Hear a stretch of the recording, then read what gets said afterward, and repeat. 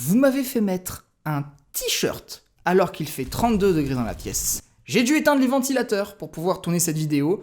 Donc, vous allez l'aimer, la partager et la liker. Je veux rien savoir. Donc finissons-en, que je puisse me remettre à poil. Bon, je sais pourquoi vous avez cliqué sur la vidéo. Hein, c'est bon, faites pas les innocents. Le saint drama. Sérieusement, vous auriez cliqué sur une vidéo qui s'appelle « Les lecteurs que j'adore, la vie est belle, j'aime les fleurs !» On s'en branle. C'est pas ça que vous voulez. Vous voulez du scandale, vous voulez du sang, Vous voulez des morts? calmez-vous. En général, je suis pas quelqu'un de colérique. Dans la vie de tous les jours, c'est vrai que j'essaye au maximum de m'éloigner de tout ce qui pourrait potentiellement me déclencher une folie meurtrière. Mais il y a des choses que je ne peux pas éviter, hein, comme le voisin qui utilise sa perceuse à 7h du mat', connard, les retards SNCF qui me font perdre ma correspondance, les gens qui ne portent pas de masque, les moustiques. Mais ici, c'est une chaîne littéraire, cette vidéo n'est donc pas sur les moustiques. Alors peut-être que dans un monde parallèle, j'ai écrit un livre qui s'appelle Mousticas, le retour des moustiques immortels, mais nous ne sommes pas dans cette réalité. Je garde quand même l'idée au chaud, on sait jamais. Chères lectrices, chers lecteurs, vous savez à quel point je vous aime. Votre soutien depuis le début a été incroyable et j'estime être un chanceux de vous avoir. Sans vous, je ne serais pas là et... Bon ok, j'arrête. Ça, c'est ce que disent à peu près tous les artistes, et ils le pensent peut-être sur le moment. Mais on va arrêter d'être hypocrite 2 secondes. La vérité, c'est qu'on ne vous aime pas tous pareil. Il y a des préférences, des gens avec qui on s'entend bien, avec qui la discussion est agréable, parfois très drôle, et ces gens-là, moi je vous love, c'est un amour sincère. Et puis il y en a où ça se passe un peu moins bien. Moi je pars du principe que c'est pas parce que la personne s'est procuré mon livre que je dois être son ami et que je lui dois quelque chose. Je ne lui ai pas mis un flingue sur la tempe au moment de faire son achat, déjà parce que c'est immoral, et parce que j'ai pas de flingue. Tout ça pour dire qu'il arrive que parfois, bon, voilà, certains d'entre vous, on a envie de vous fracasser le crâne avec un pied de biche, voilà, mais avec amour, parce que vous ne le faites pas exprès. Voici donc les pires phrases de lecteurs que j'ai reçues depuis mes débuts sur Insta. Générique. Ah bah non, y en a pas. Number 1. Ah, j'ai bien aimé le livre Madaras de Michel Belli. Alors celui-là, en vrai, il est drôle. Voilà, c'est pour ça que je l'ai mis en premier, hein, c'est parce que c'est presque mignon. Enfin, ça pourrait l'être si c'était pas récurrent. On me les a tous fait, hein. Madaras, Madras, Maracas. Non, ça c'est faux, bien sûr. Mon prénom aussi, hein, à part Michel, j'ai eu droit aussi à Michael, hein, bien sûr, comme le célèbre chanteur Michael Jackson. Et mon nom de famille, j'aurais dû prendre un nom de plume. J'aurais dû m'appeler Tom. Tom, tu peux pas te tromper en disant ça. J'ai lu le livre de Tom. Non, pas compliqué. En vrai, les amis, hein, je ne le prends absolument pas mal, hein, au contraire. Mais je ne m'appelle pas Michel. Number 2. Ah, c'est gratuit pour les potes. Alors ça va peut-être en choquer certains, mais je n'ai jamais offert mon livre à ma famille ou à mes amis. Et à part pour les concours où là c'est vraiment dans un cadre spécifique, et peut-être une ou deux exceptions, je ne donne jamais mon livre.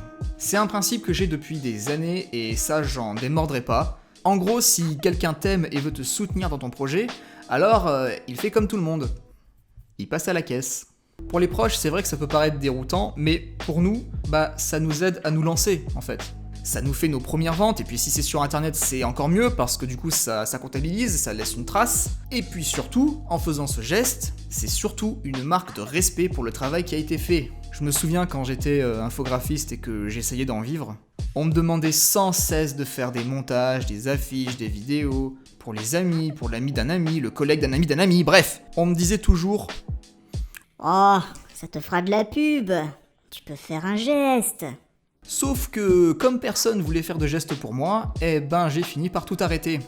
Moralité, donnez-moi votre argent. Number 3. Ah non mais c'est abusé quoi, le prix c'est trop cher pour de l'auto-édition. Billy, écoute-moi. Je comprends ce que tu veux dire par là. Quand tu achètes un livre, tu ne l'achètes pas seulement pour son contenu, mais aussi pour sa qualité de publication. Aussi, tu préfères peut-être accorder ta confiance à une entreprise qui a de l'expérience, plutôt qu'à un type random comme moi qui fait tout depuis son domicile. Je ne t'enlèverai pas le fait que beaucoup de livres auto-édités sentent le fion à plusieurs kilomètres. Comme en maison d'édition d'ailleurs. En réalité, le fossé entre les deux est relativement étroit. La seule vraie différence, ce sont les efforts qui sont fournis. Et en auto-édition comme en maison d'édition, Des feignasses, il y en a à l'appel, donc ça veut rien dire. Maintenant si... J'entends le chat qui miaule. Ah, maintenant que je parle plus, ça y est, il dit plus rien. Il fait tout pour saboter mes vidéos, celui-là. Qu'est-ce que je disais déjà? Ah oui, maintenant si le fond du problème c'est vraiment le prix, je t'invite à aller jeter un œil au compte Instagram de Dragon Who Reads, accent parfait, qui a pondu 2 articles très pertinents sur le sujet et qui te montrera que comparé aux maisons d'édition, au final, on est bien, on est bien. Number 4. Eh, salut, je pourrais avoir votre livre en échange d'une critique? Bon, je sais qu'il y a des vrais professionnels qui font des critiques très travaillées. Que leur avis sur le livre soit bon ou non, en général, ça reste de qualité, et ça mérite d'être mis en avant. Mais faut pas non plus nous prendre pour des cons. Beaucoup se servent de ça pour avoir des livres gratos. En général, on les repère assez vite, il suffit d'aller voir leur compte Insta et de regarder un peu leurs publications. Et 9 fois sur 10, ça raconte rien d'intéressant sur le livre, à part une note globale et un avis bien tranché. J'ai bien aimé. Ce genre de messages, on en reçoit tous, certains même plus que d'autres. J'ai moi-même eu un pic où c'était plusieurs fois par semaine. Maintenant, là, c'est bon, c'est plus calme. En général, je prends le temps d'expliquer à la personne pourquoi je refuse, mais il arrive que parfois, j'ai pas cette patience. C'est notamment arrivé avec un mail que j'ai reçu il y a maintenant un petit moment. Et là, mes collègues auteurs vont tout de suite savoir de quoi je parle, parce qu'on l'a tous reçu, en fait, ce mail de cette personne qui voulait faire des partenariats. Vous savez quoi ? On va analyser ce mail, parce que ça fait partie des choses qui me font péter un câble, et on va voir ce qui ne va pas. Comme ça, si à l'avenir vous souhaitez contacter quelqu'un pour travailler avec vous, vous saurez ce qu'il ne faut pas faire. Alors, bonjour. Bonjour. Je m'appelle, on va l'appeler Célestine. Je suis dévoreuse de livres. Je connaissais pas ce régime alimentaire, mais ok. Oh, ça va, j'ai le droit de faire des blagues de merde moi aussi. Je fais des chroniques sur ma page Instagram et sur la plateforme Babelio. Je vais jamais sur les sites comme Babelio, Booknote, tout ça. Je sais que Mardas est dessus, mais ça me passe au-dessus. Cependant, je peux vous faire la chronique dans un délai de 2 à 3 semaines. Et je ne lis qu'au format papier. Ben voyons, Célestine. C'est marrant, quand il s'agit d'avoir des livres gratos, vous ne demandez jamais la version numérique. Pourtant, quand le produit est gratuit, c'est pas vous qui devriez décider de ça. Je passe beaucoup de temps sur mon compte Instagram pour poster des jolies photos, répondre à des commentaires, discuter avec ma communauté, 3 petits points. Ne dites jamais ça. Si vous voulez convaincre quelqu'un de travailler avec vous, ne vous présentez jamais comme ça. Il y a peu de chances que ça marche. Et les 3 petits points, ils ne parlent pas. Je sais que c'est pour faire un effet de continuité, mais en l'occurrence, ça ne marche pas ici, puisque à la base, le but c'est quand même de développer. Je ne peux pas deviner la suite de ta phrase, Célestine. Instagram fait partie de ma vie. Je suis connecté sur mon Instagram 2 heures par jour. Wow. Je prends du temps à éditer mes photos. Pour moi, c'est très important. C'est bien, mais ce ne sont toujours pas des arguments. Évitez de mettre vos émotions en avant quand il s'agit de vous vendre, parce que la personne en face, elle s'en fout. Elle est là pour travailler, elle veut du concret, elle veut des tableaux, des graphiques, des données. Savoir que ce que vous faites, ça vous tient à cœur. Ouais, c'est bien, mais c'est pas un gage de qualité, Comme disait ma grand-mère, c'est pas parce que tu chantes que tu sais chanter. Mon Instagram reflète ma personnalité, c'est-à-dire créative, généreuse, ambitieuse. Il manque plus que le jeune et dynamique, et c'est une lettre de motivation pour Pôle emploi. Encore une fois, ça, on s'en fout, on veut pas le savoir, on veut le voir. Et là, je l'ai pas vu. J'ai actuellement 550 abonnés, environ 500 likes par photo et 100 commentaires par photo. Ah, là c'est bien. Là, on a des données concrètes sur lesquelles on peut se baser. Sauf que ces données sont fausses, puisque je suis déjà allé sur le compte, et à part le nombre d'abonnés qui était vrai, le reste c'était... de la poudre de perlimpinpin. Mes abonnés ont entre 18 et 35 ans, avec différents profils. Là, on a des données sur son audience, ce qui est très important, sauf que, là, le problème c'est que ça ne nous apprend absolument rien. 18-35 ans, déjà, paye ton écart. Ça représente à peu près la majorité sur Instagram. Et puis, différents profils, ça veut absolument rien dire. Comprenez bien que nous, de notre côté, on cherche une niche, des gens qui seraient potentiellement intéressés par notre travail. Tu vas pas aller vendre un PC gamer qui coûte 6000 balles à un agriculteur qui n'a jamais utilisé un PC de sa vie. Bon, l'exemple est foireux, mais vous voyez ce que je veux dire. J'aime beaucoup votre univers, il me correspond beaucoup, pourquoi pas un concours ? Ces 3 phrases sont censées me faire croire qu'elle s'est intéressée à mon travail et qu'elle le connaît. Je serais tenté de dire « merci », mais je ne peux pas, puisque c'est un mail copié-collé qu'elle a envoyé à plusieurs autres auteurs. Ce mail, il pue la flemme à 100%, c'est incroyable. La contrepartie. 1 à 2 photos sur Instagram, plusieurs Insta Story, gros unboxing à l'arrivée du colis en story. D'accord, Jean-Michel à peu près, donc j'ignore combien de posts il y aura, et en plus, j'ignore le nombre de stories auxquelles j'aurai droit. Vous imaginez si ces clauses étaient stipulées dans un contrat professionnel, la douille que ça peut être. Je tiens quand même à préciser que l'auteur du mail est tout à fait majeur. Venez pas me casser les couilles en me disant « Ouais, mais si ça se trouve, c'est une ado qui a écrit ça, c'est normal que ça fasse pas pro. » Non, la personne en question savait très bien ce qu'elle faisait, elle lui trouvait pas d'excuses, et vous allez comprendre pourquoi. Parce que le plus croustillant arrive. Tarif 10 € par poste, via PayPal ou chèque si moyen, partenariat possible, même non rémunéré, car cela me demande du boulot, ainsi que de faire une chronique la plus développée et détaillée possible. Smiley qui sourit. Collaboration sur du long terme possible aussi. Alors, dans l'idée, pourquoi pas. Je serai jamais client, hein, mais admettons. Elle a tout à fait le droit de demander de la thune pour un travail, c'est légitime. Mais le pognon, ça se mérite, et là, moi, de ce que j'ai vu, ça ne méritait même pas 1 €. Et évidemment, je pense que vous vous en doutez, le compte n'existe plus à l'heure actuelle. On se demande bien pourquoi. Mais, Célestine, c'était bien tenté. Number 5.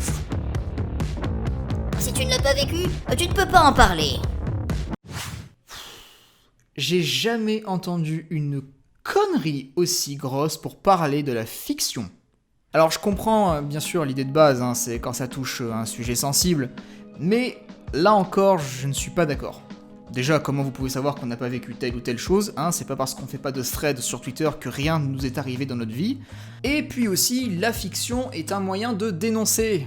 Bon, dans mon cas, je ne dénonce pas grand-chose, parce que ça ne m'intéresse pas. Je suis pas quelqu'un de spécialement engagé, j'écris pas des histoires pour faire de la politique ou de la sociologie, j'ai pas envie de vous casser les couilles avec ça. Mon but, c'est de vous divertir, de vous faire oublier la putain de journée de merde que vous avez passée.